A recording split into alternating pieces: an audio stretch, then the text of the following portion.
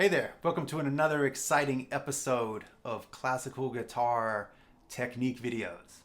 Today we're going to be talking about I&M alternation, that's the right hand, how we play scales, how we play melodies, these type of things on the classical guitar using our I finger and our M finger, index and middle.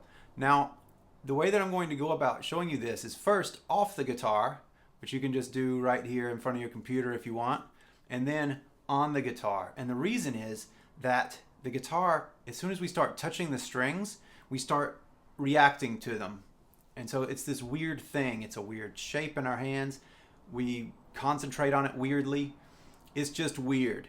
And so we're just going to take it completely out of the picture and just do this I&M alternation right here in our hands, and then we'll put it onto the guitar after that. Let's do that. Okay, to start with, we're just going to make a loose fist like this and then relax it. Good. Now flip it over and do it again and look at whether you're like this or like this. You want to be like this. You don't want to be like this. No. You want to be like this. And this is the problem that so many people make, is that they play like this and they do this little grippy thing at it, like you're kind of flicking or picking at it. Instead, what we want to do is this right here. What's the sound of one hand clapping? It's that. So do this a few times, and this is basically the anatomy of a good stroke, especially when you don't do it like that, but you actually do it more like this. So that it's more straight, your wrist is more straight or slightly below. So this, if you'll notice, the fingers are just moving right in. There's no knuckle going out like this when we play. So we're not picking at it like this. We're bringing all the fingers in like this. And that means that we're leading with the pad of the finger, not the tip of the finger. The pad of the finger hits the back of the hand like that, not like this. So now that we've got that, then there's something that you can do just walking around or sitting in your car, whatever it is that you're on the bus, is that put your hands lightly like this, and then just bring your first and then your second and your first I and then M, one at a time, out and back.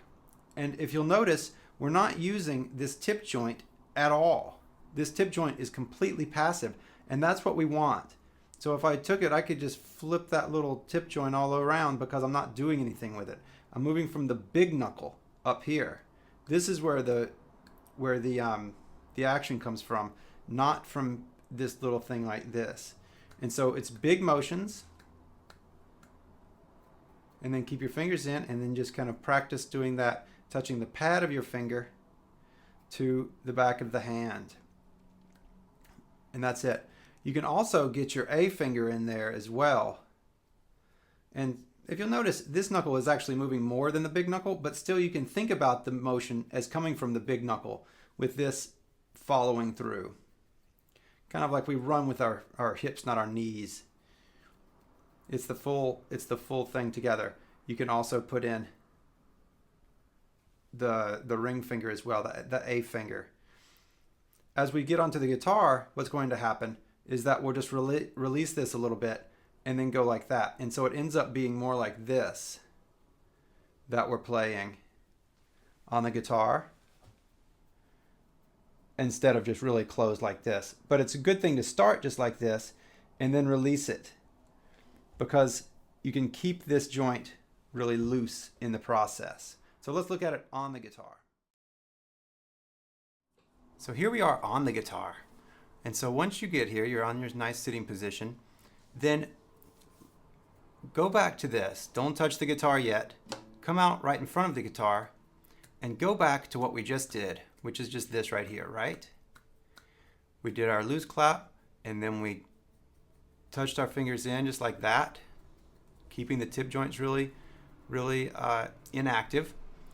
And then notice that we're still straight and we're still shooting for the elbow, so to speak, to where if there was a string in the elbow and we pulled it, it would pull this finger in like this and this finger in like this. In other words, it's straight, it's not like this. You'll see a lot of people playing like this.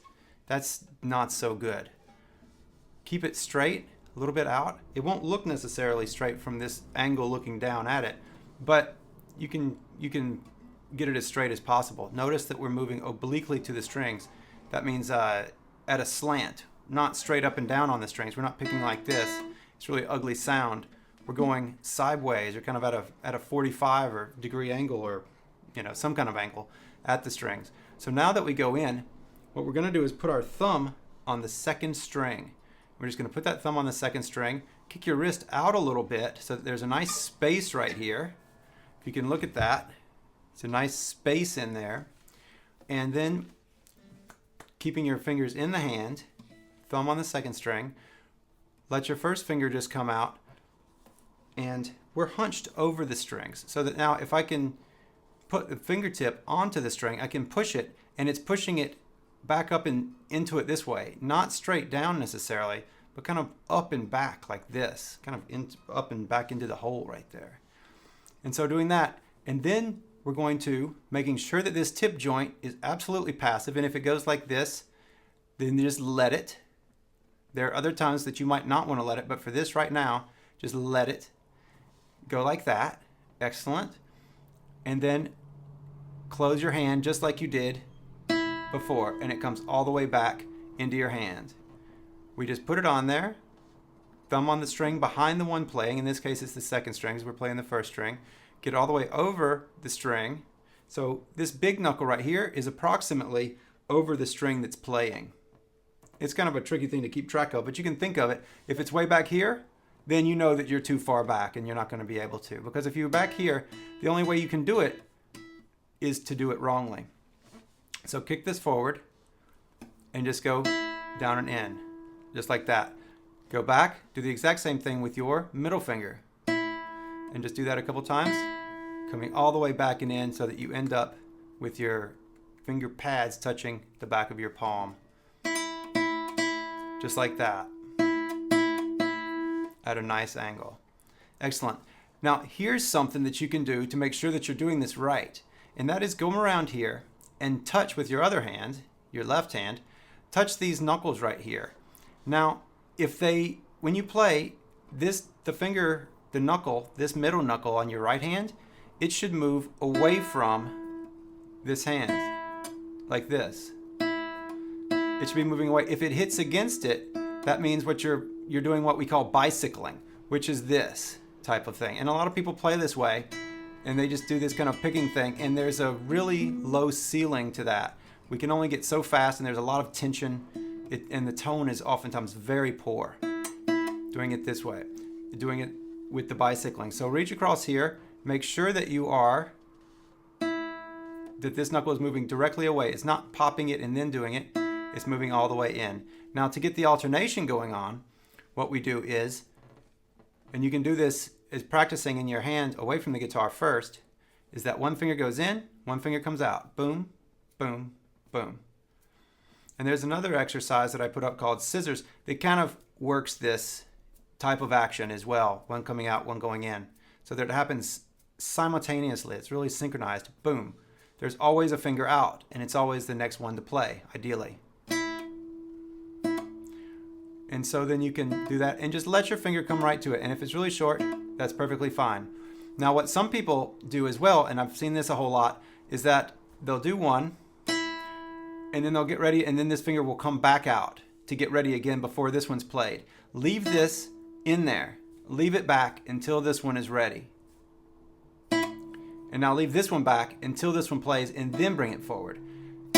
As opposed to letting it come out like this before you've played this one. So if you see this type of scenario, then stop, back off, start from go again, which is, okay, thumb on the second, got my fingers loosely in my hand, one finger comes forward, push on the string a little bit.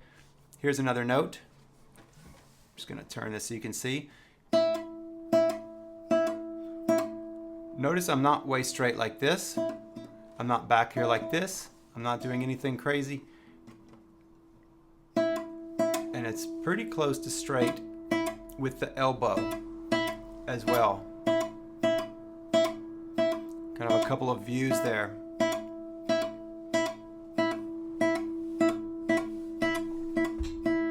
Now, when you go to string cross, here's the next part. When you go to cross strings, what we're going to think of is for the entire arm to move like this. So we don't reach for new strings, we move the entire hand. So this particular thing, it's like a weed eater, if you know what a weed eater is, or a lawnmower. You don't extend a blade or a wire to go get it. You just move the whole thing over there like this, and that's exactly what we're doing here. This action continues, and it's exactly the same for each string.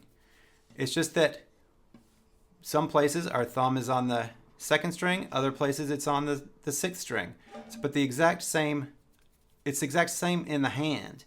And that way, we don't have to deal with sometimes the thumb is here, sometimes the thumb is here, and because that's all very different. So just going through the strings, alternating, let's do it this way. I'm going to go with 3 each because that'll give us a really nice alternation between which finger is crossing. 1, 2, 3, and you just stop and then move it. And do 3 more. 1, 2, 3. Now move it. 1, 2, 3. Now move it. 1, 2, 3. Now move it. 1, 2. Now move it. 1, 2. Oh, I'm in drop D. And with time, you'll be able to just, you'll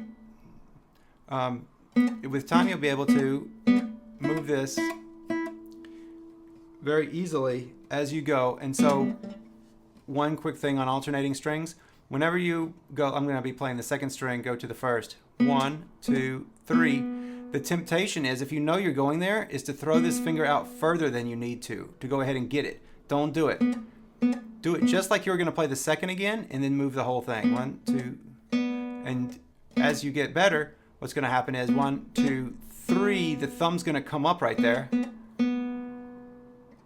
so that you're ready. 2, 3, the thumb comes up, and then so that you just threw the exact same amount out with this, it's the exact same distance. But now we've just moved it in real time.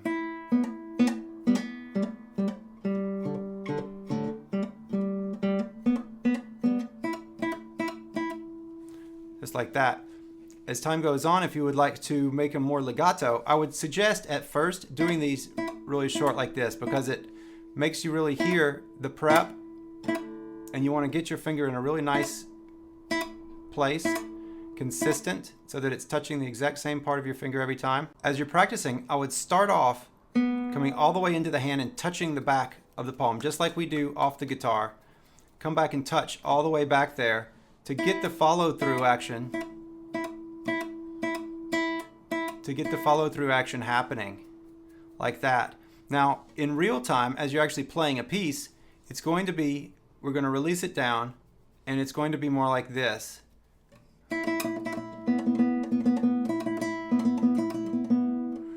And so it won't be all the way touching back there, but on some notes, I'll still go all the way back and touch and just do the full follow-through, a full stroke. And you should be able to get a really rich, warm sound, go diagonally across the strings like this.